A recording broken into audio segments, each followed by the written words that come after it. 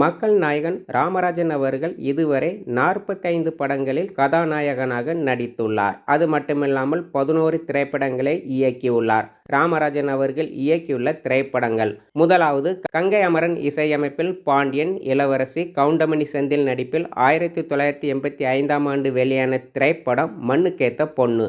இரண்டாவது கங்கை அமரன் இசையமைப்பில் பாண்டியன், சோபனா, கவுண்டமணி நடிப்பில் 1985ஆம் ஆண்டு வெளியான திரைப்படம் மருதாணி. மூன்றாவது இளையராஜா, கங்கை அமரன் இசையமைப்பில் சுரேஷ், ஜீவிதா, கவுண்டமணி செந்தில் நடிப்பில் 1985ஆம் ஆண்டு வெளியான திரைப்படம் ஹலோ யார் பேசுறது.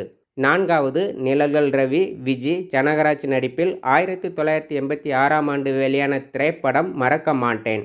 ஐந்தாவது சந்திரசேகர், ஜீவிதா, ரம்யா கிருஷ்ணன் நடிப்பில் கங்கை அமரன் இசையமைப்பில் 1986ஆம் ஆண்டு வெளியான திரைப்படம் சோலை புஷ்பங்கள். ஆறாவது கங்கை அமரன் இசையமைப்பில் ராமராஜன், நிசாந்தி நடிப்பில் 1987ஆம் ஆண்டு வெளியான திரைப்படம் ஒன்று எங்கள் ஜாதியே.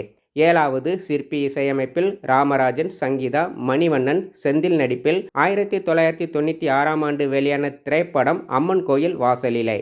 எட்டாவது சிற்பி இசையமைப்பில் ராமராஜன், சங்கீதா, வடிவேலு, கோவை சர்லா நடிப்பில் 1996ஆம் ஆண்டு வெளியான திரைப்படம் நம்ம ஊரு ராசா.